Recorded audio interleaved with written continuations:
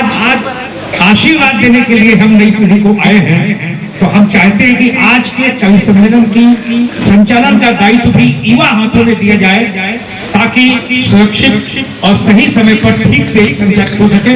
लेकिन युवाओं को चूंकि अनुभवों की आवश्यकता होती है, इसलिए हमारे बीच में जितने भी बुजुर्ग और वरिष्ठ नागरिक बैठे हैं, अधिकारियों के लोग बैठे हैं, मैं उनकी उपस्थिति को भी नमन करता हूं और चाहता हूं कि आज के मंच की अध्यक्षता इस मंच के लोकप्रिय कवि, वरिष्ठ कवि, बहुत बड़े गीतकार श्रद्धेय भाई लोकेश शुक्ल जी को सौंपी जाए।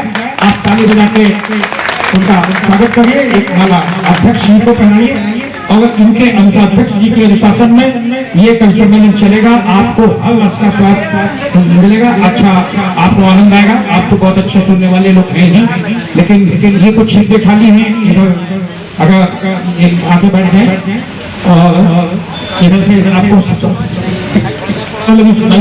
चलूंगा। तो हमारे बीच में जितने भी कवि हैं वो सब बुलाए गए हैं। ये एकमात्र ऐसे कवि हैं जिन्हें मंगाना पड़ता है, ये मंगाए गए हैं। ये नरकंकाल जी रायबरेली से चल करके हमारे बीच आए, और जब आपके बीच में पढ़ेंगे तो आप हंसते हंसते लोटपोट हो जाएंगे। सोशल मीडिया पे तमाम सारे इनके वीडियोस वायरल होते हैं, बहुत सारे लोगों ने इन्हें पहले भी सुना होगा। एक हफ्ते पहले, दादा कह रहे 1 हफ्ते पहले रायबरेली से चले थे, आज यहाँ पे पहुँच पाए हैं। और अगले कार्यक्रम के लिए कब चलेंगे, कब पहुँचेंगे, इनका कोई भरोसा नहीं है। उसके बाद मेरे अग्रज प्रख्यात मिश्रा जी पिछले वर्ष भी इस कार्यक्रम में आए थे। वीर रस के देश में जाने पहचाने कवि हैं, और आप जानते हैं वो वीर रस की कविताएं पढ़ेंगे। चंद्रशेखर आजाद, भगत सिंह, जिनके की जयंती सप्ताह में हम ये कार्यक्रम कर रहे हैं। शहीद आजम भगत सिंह को भी याद करेंगे। हमारे बीच में पिछले वर्ष जिन्होंने इस कार्यक्रम का संचालन किया, आदरणीय बड़े भैया दिलीप द्विवेदी जी हैं। हास्य व्यंग के जाने माने नाम है, पूरे देश के अंदर जाते हैं, अपनी हास्य व्यंग की कविताओं के लिए जाने जाते हैं। हमारे बीच में आदरणीय डॉक्टर कमल मुसद्दी जी हैं, वरिष्ठ कवित्री हैं कानपुर की, और पूरे देश के अंदर अपने गीतों के लिए, अपनी गजलों के लिए जानी जाती हैं।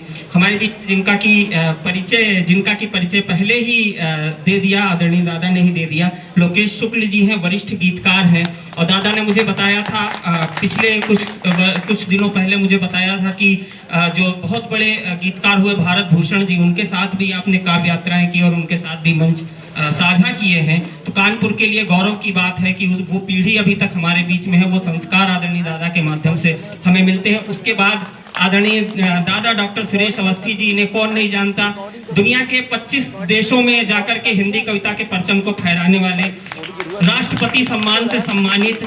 आप अगर कानपुर के वासी हैं तो आपको गर्व होगा है सुनकर के। अभी माननीय मुख्यमंत्री जी ने भी उन्हें एक सम्मान दिया। अभी एक सम्मान माननीय मुख्यमंत्री जी ने भी उन्हें दिया है। और ये बात जान के भी आपको और हर्ष होगा कि माननीय मुख्यमंत्री जी हो, चाहे राजनाथ सिंह जी हो, चाहे प्रधानमंत्री माननीय नरेंद्र मोदी जी हो, वो सब लोग आपको व्यक्तिगत रूप से जानते हैं और व्यक्तिगत रूप से आपकी बात होती है उन सभी से।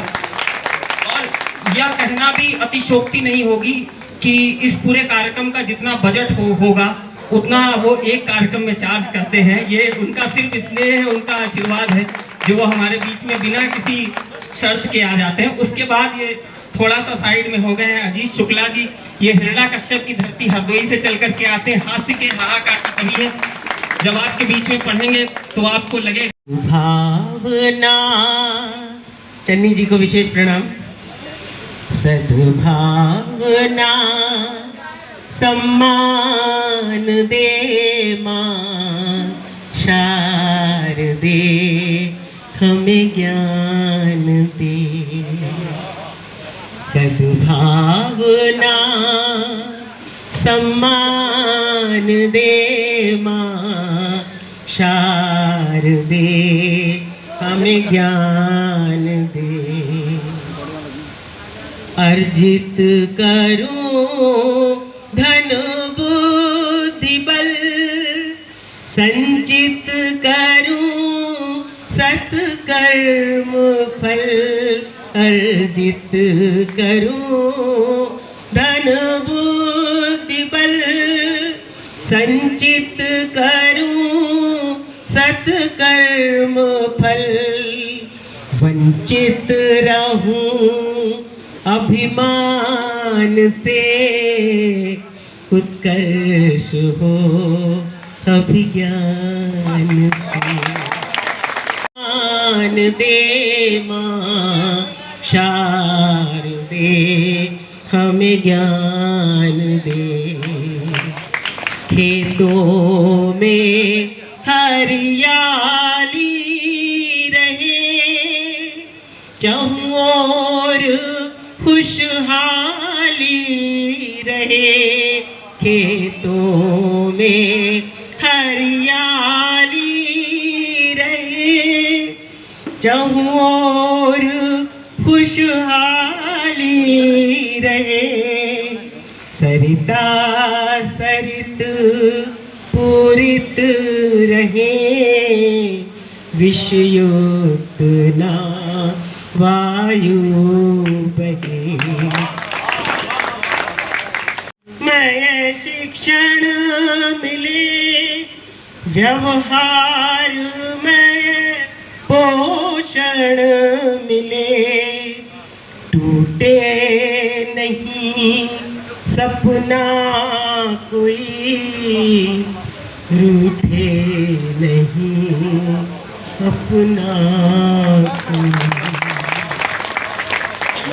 हमें ज्ञान दे माँ शारदे हमें ज्ञान आयु बहे भूली सुबह को शाम दे माँ शारदे हमें ज्ञान उड़ाते रहोगे तो हासिल ना होगा तुम्हें मजनुओं कुछ मोहब्बत में जूते ही खाते रहोगे क्या बात है भाई, वाह, वाह, वाह, वाह, वाह। कुछ मोहब्बत मतलब जूते खाने ताली बजा रहे हैं, आपका कुछ हो ही नहीं सकता।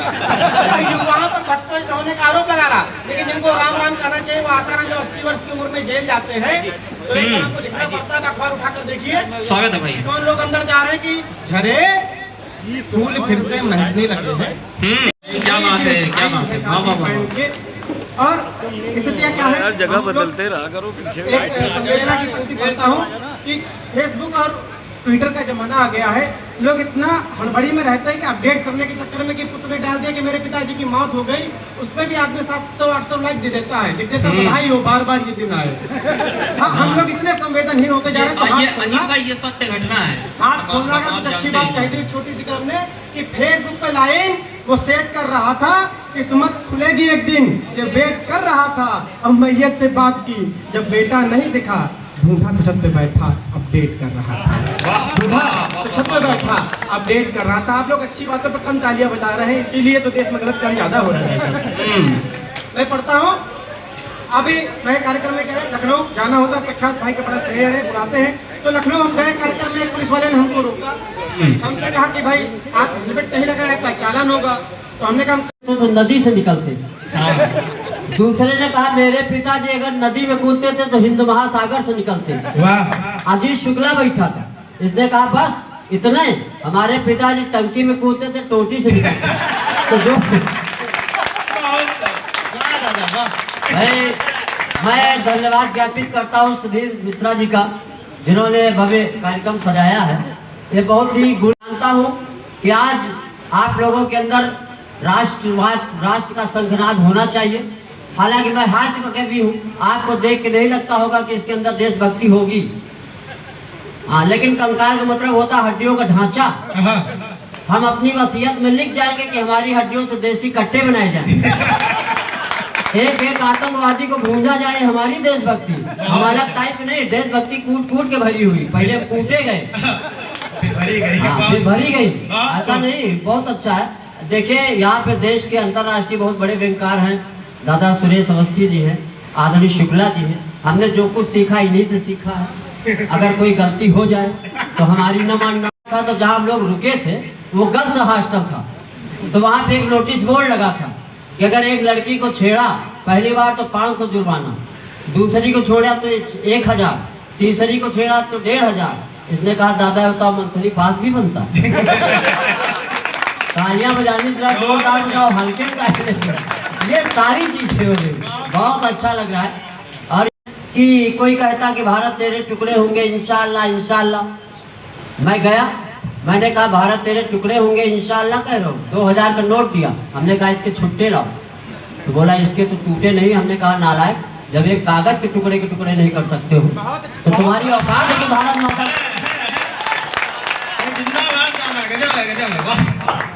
अरे जहाँ तक कि सेना से सबूत मांगते लोग।